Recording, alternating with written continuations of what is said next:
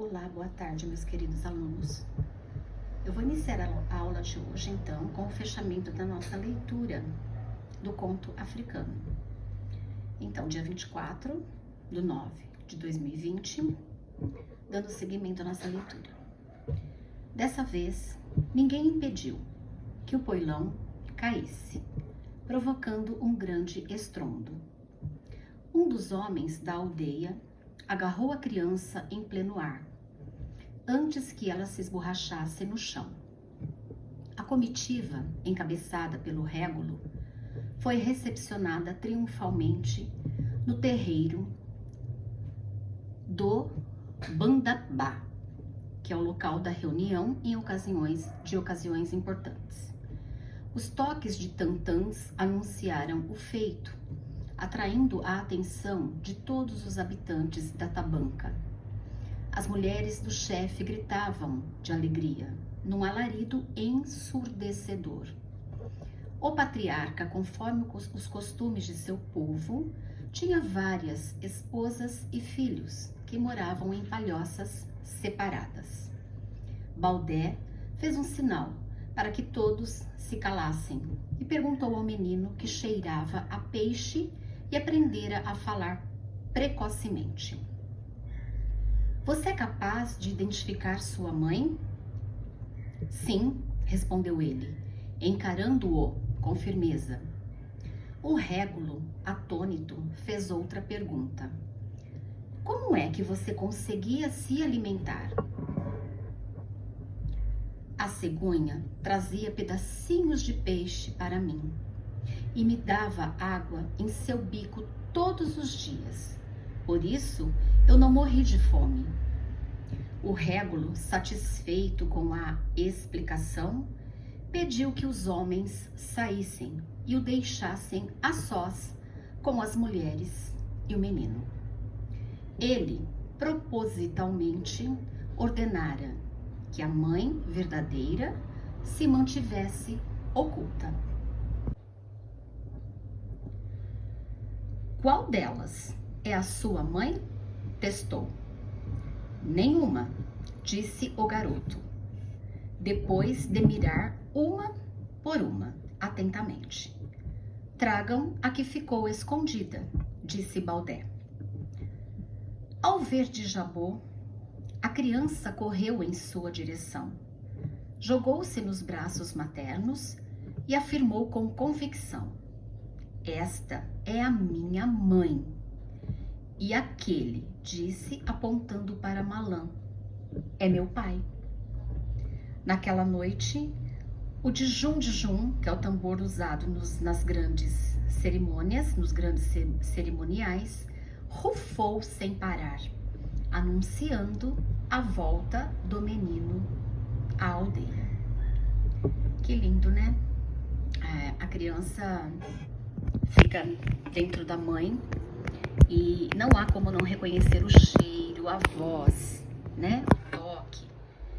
Muito lindo esse conto. Então, palavrinhas que apareceram no texto com o significado. Tantã é um tambor africano que também é conhecido como tam-tam. E aqui, olha, O Segredo das Tranças e Outras Histórias Africanas é o livro de onde foi retirado este conto que nós acabamos de ler, e aqui está falando sobre o seu escritor. Rogério Andrade Barbosa é professor, escritor, contador de histórias e ex-voluntário das Nações Unidas na Guiné-Bissau, na África. Trabalha na área de literatura afro-brasileira e em programas de incentivo à leitura, e já publicou mais de 100 livros e ganhou diversos prêmios da literatura. Então, hoje nós encerramos esse conto. Eu achei muito, muito lindo, que fala assim da relação da mãe, do filho, de uma aldeia toda, né? A preocupação que se tem quando essa mãe volta desesperada sem a criança. As buscas sendo feitas, né? O envolvimento de todos, porque nós temos que pensar no coletivo. Nós temos que nos ajudar sempre. E a beleza do amor desse menino ao reconhecer a mãe. Então, eu achei assim muito, muito lindo. Então, encerramos o conto de hoje. E o que vocês farão? Nós vamos aproveitar e trabalhar já as páginas 164, que são as atividades. Então, vocês trabalharão a 164. Aqui, nada mais é do que o entendimento do texto. Quem prestou atenção na leitura, quem precisar voltar, fazer a leitura novamente, para poder estar respondendo as questões. Então, vocês vão ter a página 164 e também a página 165. Questões de 1 a 8, para vocês estarem respondendo, meus queridos. Queridos alunos, eu vou fazer uma correção aqui que eu acho que eu não fiz para vocês do dia 17 da semana passada, da sequência 2 do artesanato da mãe de Cauã e de Tainá. Então, eu vou virar a página, porque as atividades iniciam na próxima página. E eu vou explicar para vocês todas as atividades. A dona Nina, mãe de Tainá, precisa fazer um levantamento de quantas contas precisa comprar para fazer 3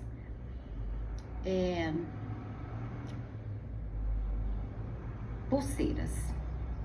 Tainá separa as quantidades para ela e calcula o total de contas a serem comprados. Ajude Tainá a realizar o levantamento.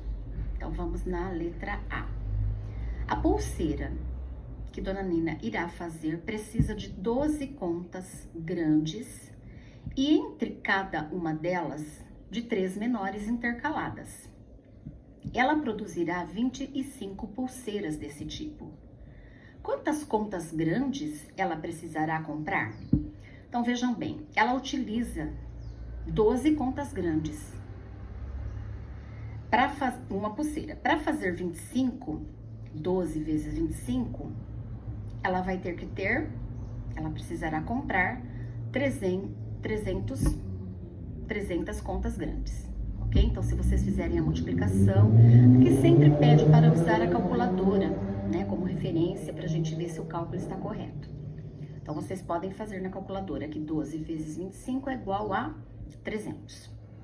Na letra B, nós temos a seguinte situação. Quantas contas pequenas ela precisará para as 25 pulseiras? Vejam bem, para uma pulseira, ela usa 3 intercaladas. Para 25, o que eu fiz? Eu multipliquei para uma pulseira, né? Ela vai usar 12 contas grandes vezes as 3 pequenas. Então, que vai me dar um total de 36. 36 dividido por 25, eu vou ter um total de 900 contas. Então, ela precisará de 900 contas pequenas, porque elas são intercaladas. Letra C. Quantas contas ela vai precisar no total? Então, eu vou pegar o quê? As 900 contas pequenas com as 300 contas grandes, nós vamos ter um total de 1.200 contas no total. A questão 2. Dona Nina fez outro tipo de pulseira com 15 contas coloridas e de mesmo tamanho. Dona Nina entrega 120 pulseiras desse tipo por semana. Ela tem 68 pacotes dessas contas, com 100 unidades em cada pacote. Você acha que o material é suficiente para uma semana? Então, meus queridos, 68 pacotes vezes 100 unidades em cada um, nós vamos ter 6.800 contas. Para fazer as pulseiras, para ela ter material para uma semana, que são 7 dias, é suficiente, é mais do que suficiente. Então, ela tem o material sim, ela tem o material suficiente, porque 68 vezes 100 é igual a 6.800. Quantas contas ela gasta em uma semana? Então, aqui, olha, ela gasta 1.800 contas em uma semana. Como eu descobri? 120 vezes 15. Então, ela gasta 1.800 contas em uma semana. E eu fiz os cálculos aqui também, olha. O 68 vezes o 100, porque eu só fiz a multiplicação, depois eu abaixei os 2 zeros. E também fiz 15 das contas vezes 120, que é o total de pulseiras que ela faz durante a semana, que eu também só abaixei o zerinho aqui. Vou mostrar pra vocês. 2 vezes 5, 10, subiu 1. 2 vezes 1, 2, com mais 1, 3. 2 vezes 5. Eu errei aqui. 2 vezes 5, 10. Aqui desse zerinho que eu desci aqui, subiu 1, 2 vezes 1, 2, com mais 1, 5. Então, o que que aconteceu? O 0, o 8 e o 1000. 1.800 contas. Continuando na próxima página, por quantas semanas ela terá material e não precisará comprar? Então, ela possui material para 3 semanas. Que 1.800 contas vezes 3, nós vamos ter um total de 5.500 contas. Na verdade, ela possui 6.800 contas. Então, eu fiz o quê? Eu fiz a multiplicação. Então, com o material que ela tem, 5.400 contas, ela vai conseguir utilizar esse material por 3 semanas. Porque para 4 semanas, nós teríamos essa seguinte situação, ó. Para 4 semanas, ela teria que ter 7.200 contas. 4 semanas estaria fechando aqui o mês, que é a próxima questão. Sabendo que em um mês tem 4 semanas, quantos pacotes de contas ela precisará produzir? Ela precisará para produzir pulseiras por um mês? Então, o que eu falei aqui, ela precisará de 72 pacotes de contas. Então, a correção está feita, meus queridos.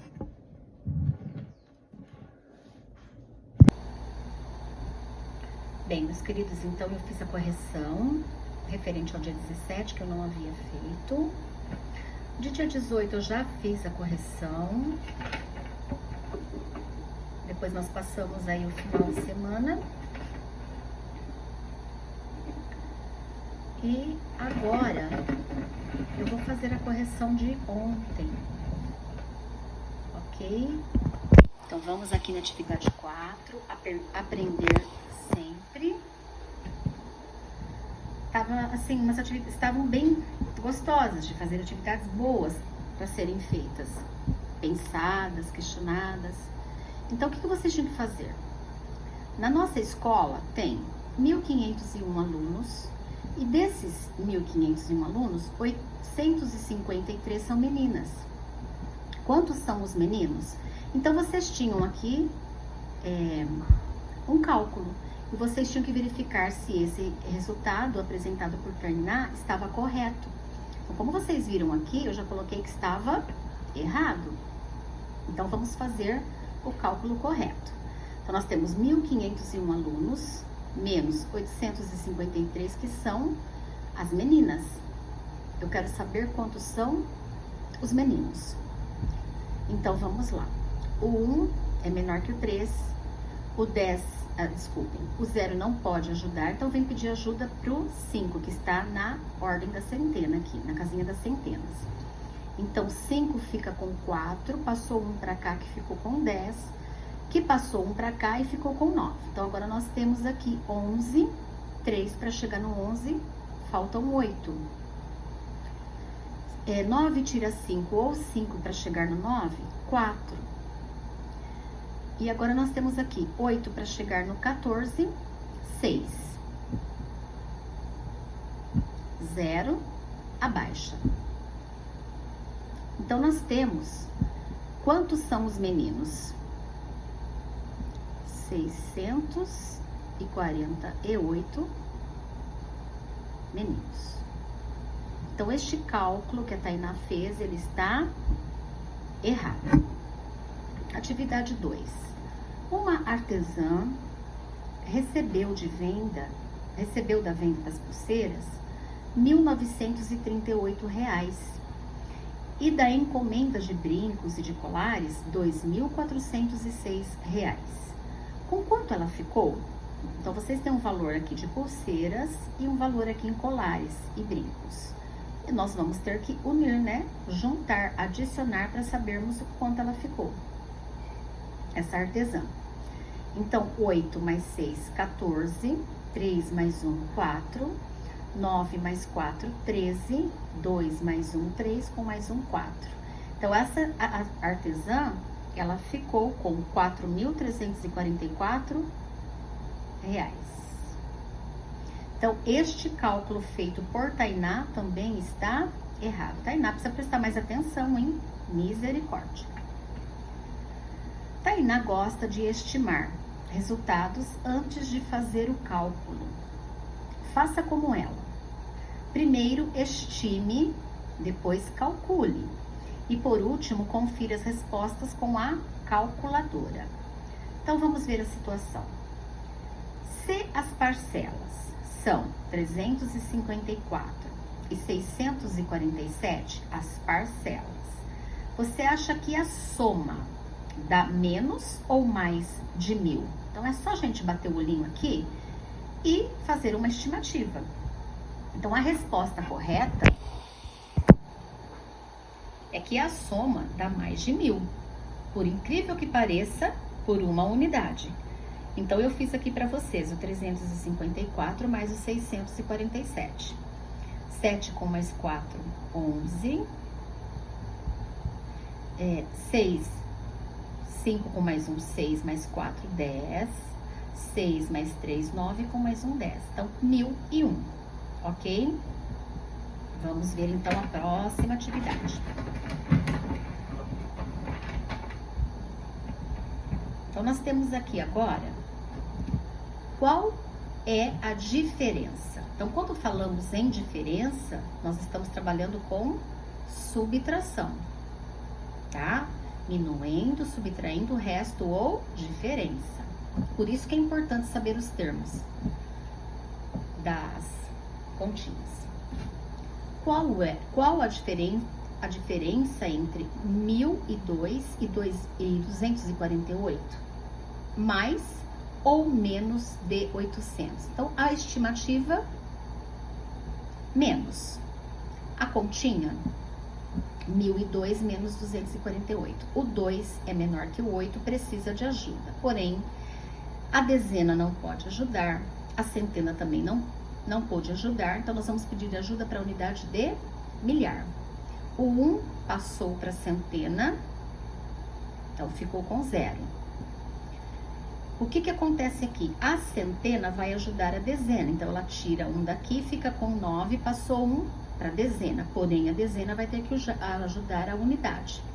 Então ela vai ficar com 9, passou 1 para a unidade, 12. 8 para chegar no 12, faltam 4. 9 menos 4 ou 4 para chegar no 9, 5.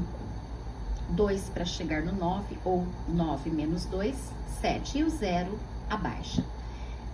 Então, o cálculo, meus queridos, 754, que é o quê? Menos de 800. Então, aqui nós estamos encerrando a correção do Aprender Sempre do dia de ontem, da aulinha de ontem, ok? E eu já vou aproveitar e vou passar para vocês a aula de hoje, as atividades de hoje. Então, nós vamos iniciar agora a sequência 3, que nós vamos falar em medir e pesar. É só praticar. Então, vamos colocar a data da nossa aula.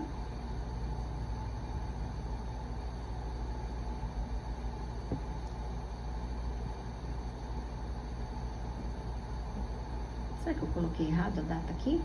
Coloquei.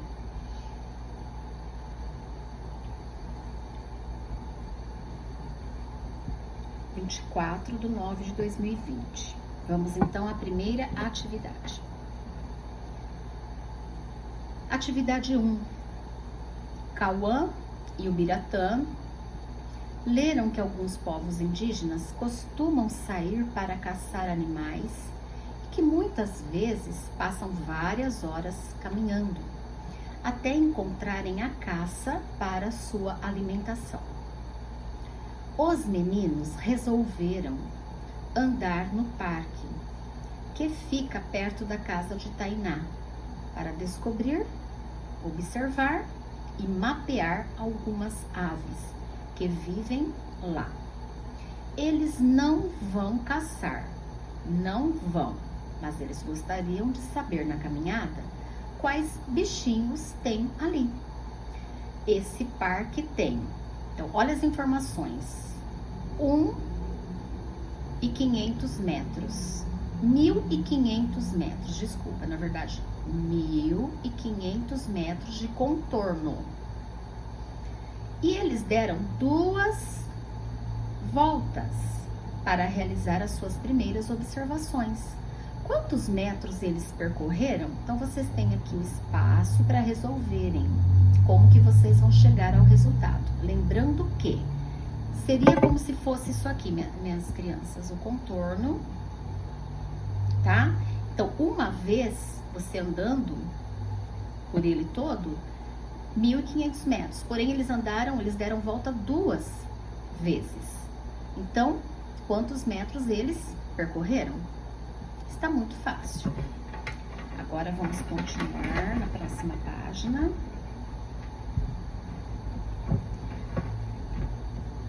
Então, vamos lá. O quilômetro é um dos múltiplos do metro. Vamos falar direitinho, professora? O quilômetro é um dos múltiplos do metro. Ok. 1 quilômetro equivale a... Então, vamos pôr isso na cabecinha e nunca mais esquecer. 1 quilômetro equivale a 1.000 metros. Como os meninos percorreram 3.000 metros, olha, já está dando a resposta aqui da anterior. Isso corresponde a quantos quilômetros? Então é só vocês converterem, né? Se 1 quilômetro, 1.000 metros, 3.000 metros, quantos quilômetros? Utilize o quadro das unidades para descobrir. Então, eu vou deixar aí para vocês aí pesquisarem, para vocês tentarem fazer. Pelo menos, eu acho assim, tentem fazer, porque pelo menos houve a tentativa, do que é mais fácil colocar não sei, não entendi, mas você pelo menos tentou fazer, seguindo aqui o que está sendo dito, que 1 quilômetro equivale a 1.000 metros. 3.000 metros, então, correspondem a quantos quilômetros? Então, é só vocês analisarem direitinho, ok? O que ocorreu na transformação? Depois eu vou voltar aqui, eu vou fazer umas 2 linhas aqui com vocês dessa tabelinha para vocês terem um pouquinho de noção. Atividade 2. Após a investigação nos 2 parques, o de perto da casa de Tainá e o da Cantareira, Cauã e o Biratã descobriram que há pelo menos 3 aves em comum nos 2 lugares: a garça, o tuim e o macuco. A garça mede aproximadamente 1 metro de altura.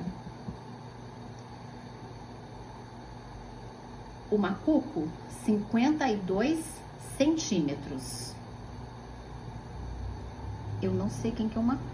50, só pode ser aqui, né? Abafa o caso, menorzinho. Não, tá certo, tá na ordem mesmo. E o tuim, 12 centímetros. Então, já está na ordem. 1 metro de altura a garça, macuco, 52 centímetros. E o tuim, que é bem pequeno, 12 centímetros. Indique em centímetros a altura da garça no quadro de medidas.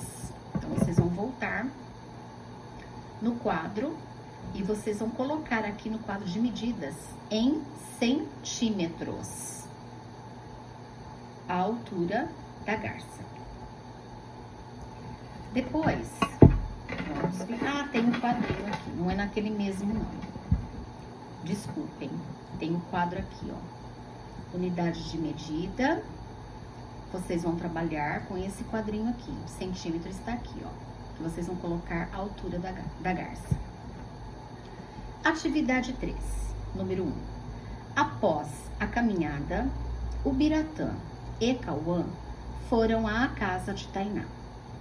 Ela percebeu que eles estavam cansados e ofereceu-lhes um suco de melancia. A jarra que ela colocou na mesa tinha, nós trabalhamos isso no EMAI, 850 ml.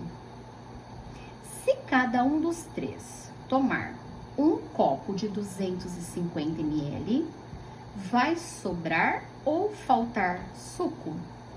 Quanto? Se for sobrar, quanto? E se irá faltar, quanto? Fácil, hein? Podem fazer desenho dos copos, como vocês acharem melhor a estratégia para chegar na resposta. E atividade 2.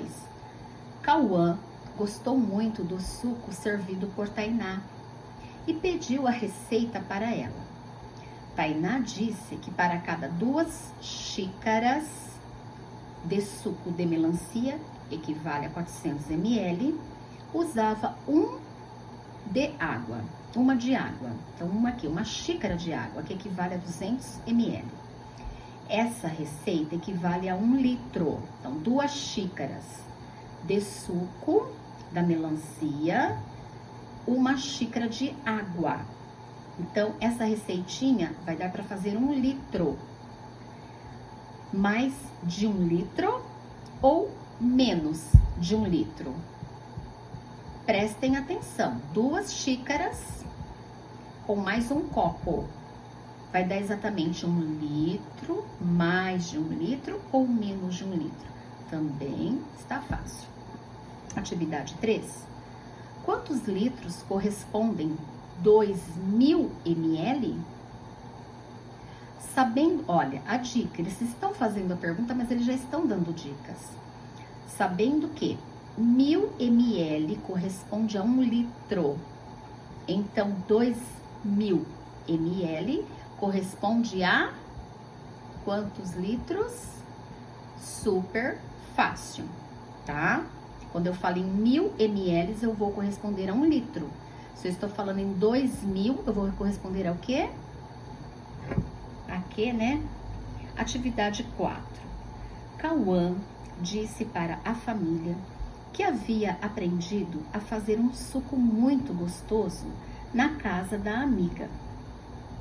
Falou das quantidades necessárias para fazê-lo e que prepararia o suco para todos. Seu pai percebeu que ele estava empolgado com as medidas necessárias para fazer o suco. Aproveitou e perguntou-lhe se conhecia outras unidades de medida. E ele respondeu: conheço algumas. Você conhece a tonelada? Perguntou o pai. Muito bem, tonelada. Também já estamos aqui com a explicação, olha. Lembre-se, tonelada, o nome já é pesado, né? Ó, tonelada é utilizada para medir massa de cargas muito pesadas, como as transportadoras por caminhões, navios, aviões e trens. Uma tonelada, que a gente lê pela letrinha T, minúsculo, equivale a 1.000 quilogramas. Uma tonelada equivale a 1.000 quilogramas. Vamos ver se você consegue transformar as medidas a seguir em tonelada. Transforme as medidas de massa dos caminhões em toneladas. Então, vocês vão ter a medida aqui em quilograma e vocês vão transformá-las em tonelada. Um caminhão pequeno tem, em média, uma massa de 16.000 quilogramas. Quanto que ele vai ter em tonelada, então?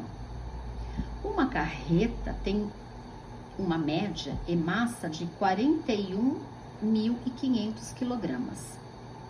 Qual vai ser a escrita em tonelada? Uma carreta bitrem tem, em média, uma massa de 57.000 quilogramas. Como vai ficar, então, transformando para tonelada? Se vocês observarem direitinho aqui, vocês vão conseguir fazer a conversão, ok? Uma tonelada, 1.000 quilogramas. Ó, o que eu fiz. Tá? Então, ó, 1 tonelada igual a 1000 quilogramas. Como ficará então aqui, meus queridos? Então, nós estamos encerrando aqui a atividade do dia. E vocês tentarão fazer com certeza e vão mandar a foto para mim. E depois a gente vai fazer a correção, ok? Então, aprender sempre matemática. Meus queridos alunos, então nós vamos agora rever aqui o EMAI, a atividade 15.3, que vocês tinham que trabalhar, tá? E esses questionamentos que foram colocados para vocês aqui na 15.3 são respostas pessoais, tá? Todos eles. O que você entendeu e como você entendeu essa situação que o senhor Paulo propôs aqui. Então, eu vou reler novamente e vocês aí, quem não me mandou ainda, vai fazer a resposta e mandar para mim como entendeu. Cada um entende de uma maneira, cada um recebe de uma maneira, entende de uma maneira, porque cada um tem um jeito. Então, vocês vão responder aí com as palavrinhas de vocês, como que vocês entenderam essa situação. Que o senhor Paulo, dono da quitanda próxima da escola, ele vai distribuir 268 laranjas em 2 caixas. Então, sempre a situação, 2 caixas, com a mesma quantidade em cada uma delas. Por isso que os números estão repetidos, porque cada caixinha terá a mesma quantidade em cada uma delas. Ele vai distribuir para a escola fazer sucos durante a gincana. Quantas laranjas serão colocadas em cada caixa? Como eu havia explicado anteriormente, ele fez a separação na primeira etapa. Ele distribuiu 100 em cada caixa, sobraram 68. Das 68 que sobraram, ele colocou 30 em cada uma delas. Sobraram 8. E aí, ele colocou 4 em cada uma das 2 caixas. Zerou. Então, como eu fui falando para vocês aqui, é a maneira como que o senhor Paulo resolveu esse problema.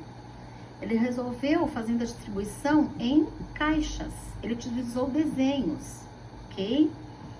E a número 2, em seguida, responda as questões. Como que o senhor Paulo chegou ao resultado de 134 laranjas? Fácil também. E letra B, sobraram laranjas após a separação das 2 caixas? Sobraram, turminha? Super fáceis de responder.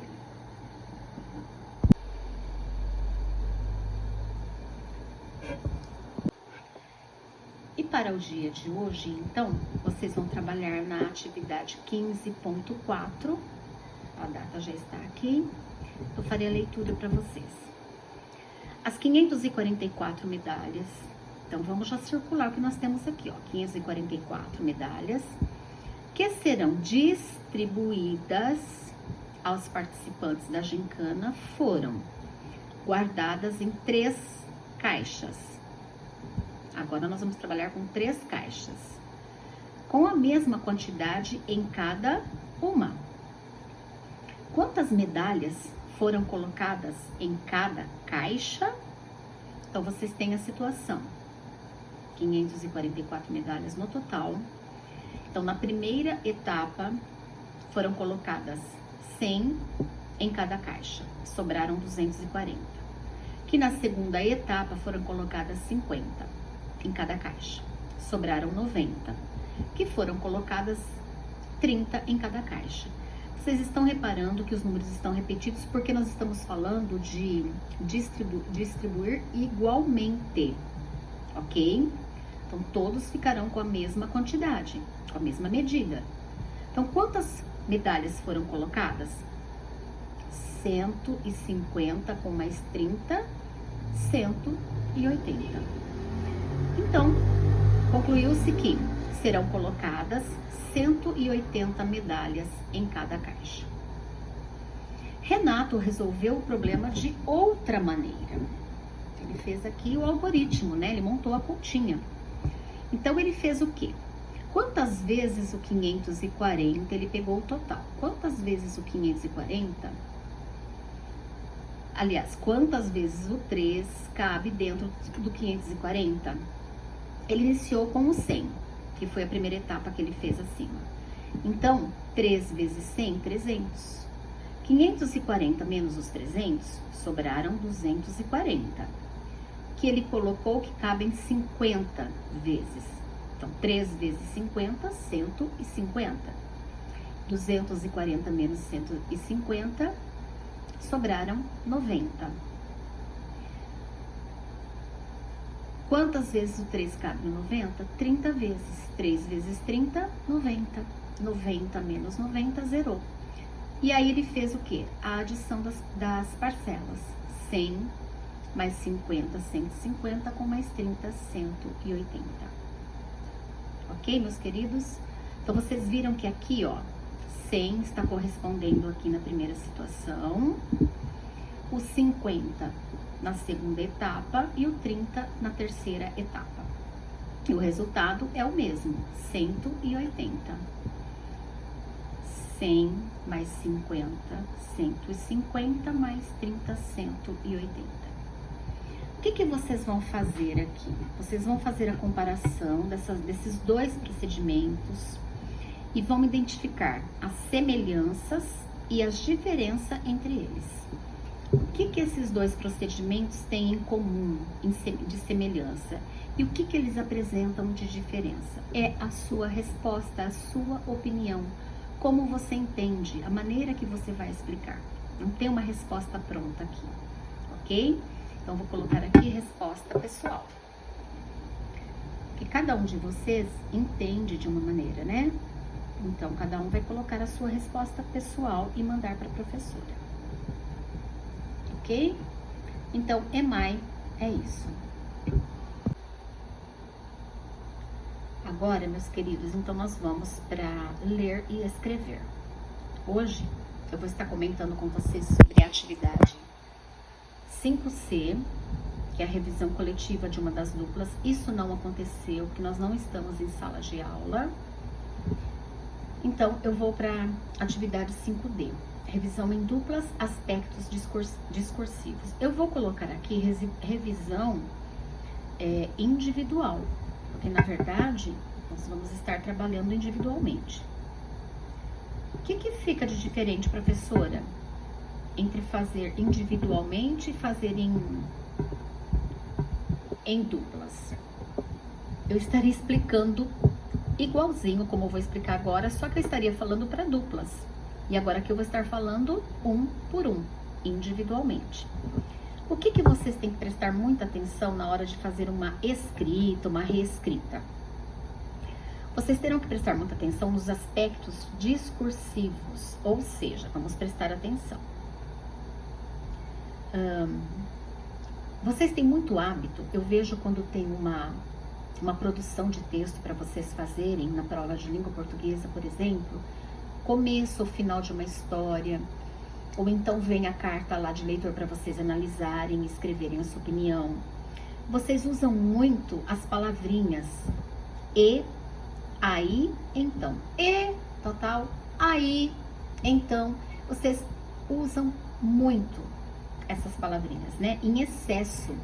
Em excesso, isso aqui vai deixar o seu texto completamente, como que eu vou dizer assim, não diria errado, porque é a sua maneira que você está escrevendo, mas ele vai ficar pesado, porque ele está em excesso, ok?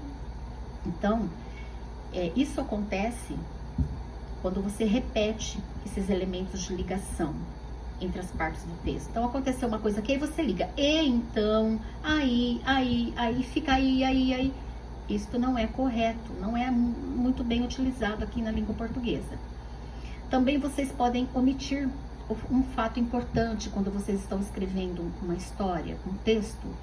Vocês têm sempre que lembrar que tudo tem começo, meio e fim, para ter coerência, para ter coesão, para ter sentido a história. Se você esquecer de um fato importante no seu texto, vai comprometer a compreensão da sua história, em todos os aspectos. Nós vamos ler e nós não vamos entender o que você quis passar. Então, para isso, o professor fará pequenos bilhetes informando onde deverão reler e revisar. como a atividade aqui foi pedida para vocês reescreverem, vocês estavam então copiando. Vocês concordam? Vocês escolheram uma fábula para copiar. E eu acredito, porque eu não vi ainda, que vocês copiaram, sim, fielmente. Vocês não erraram. Eu vou ver ainda. Então, aqui eu não vou fazer bilhetinhos, porque não foi uma escrita de vocês. É uma cópia. E quem foi fiel à cópia não errou nada. Agora, na página 195, revisão em duplas, aspectos notacionais. Também vai ser aqui individual. A única coisa que muda, turminha, é que ao invés de eu falar duplinha por duplinha, eu estou falando aí no coletivo, na verdade, para vocês entenderem que está chegando de um para um, que eu estou querendo falar isso aqui. Estou falando no coletivo, mas é para cada um de vocês. Então, como se trata de uma fábula que será publicada, como eu já comentei ontem, e vai ser lida por destinatários diferentes, quem vai pegar esse livro do quarto ano para ler? Pode ser outros alunos, pode ser professores, pode ser o diretor da escola, as pessoas que trabalham na escola, qualquer um. Então, o que vai acontecer? É importante que o texto não contenha erros, jamais. Jamais nós podemos pegar um livro prontinho, editado, com erros. Pode acontecer? Pode. Depois vem as erratas, né? Olha, aqui tal lugar você vai ter que corrigir. Ok. Mas nós estamos tendo a oportunidade de fazer isso antes. Portanto, agora é hora de revisar os aspectos notacionais. O que são aspectos notacionais? Nós vamos verificar como as palavras estão escritas e se essas estão corretas. Por isso que eu pedi para vocês, quando terminarem a escrita, voltarem no texto de onde vocês retiraram a fábula, para ver se vocês escreveram corretamente as palavras, ok? Então, é uma atividade que exige leitura, escrita e muita atenção, ok, meus queridos? Então, por hoje, eu só vou pedir isso para vocês. Como eu não vi nenhuma fábula, e eu ainda não vou ver, até todo mundo colocar para mim, revi, ou então revisei, dando um joinha ou ok. Aí eu vou ver a sua fábula, porque eu não quero ver nenhum errinho. Eu quero que a fábula esteja escrita corretamente, ok? Então, eu vou aguardar hoje, vocês darem um ok, só pode pôr um joinha ou escreve ok, que a professora vai entender que você já fez a revisão da sua fábula e que está tudo correto, para eu poder avaliar e dar a nota, tudo bem? Então, nós vamos parar aqui hoje. Meus queridos, então, eu acho que vocês estão começando a entender que tudo é uma questão de leitura, praticar leitura, a escrita de acordo com a leitura, e tudo requer muita atenção, muita observação. Eu não consigo fazer uma reescrita, uma escrita bem feita se eu não estiver atento, se eu não estiver prestando atenção no que eu estou escrevendo, ok?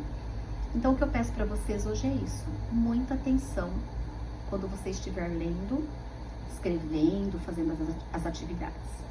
Tudo é questão de uma leitura bem feita e bem interpretada. Para isso, não pode ter preguiça, vocês terão que ter aí um horário que vocês façam todos os dias o mesmo horário para a tarefa, um local arejado, silencioso, para vocês estarem bem atentos.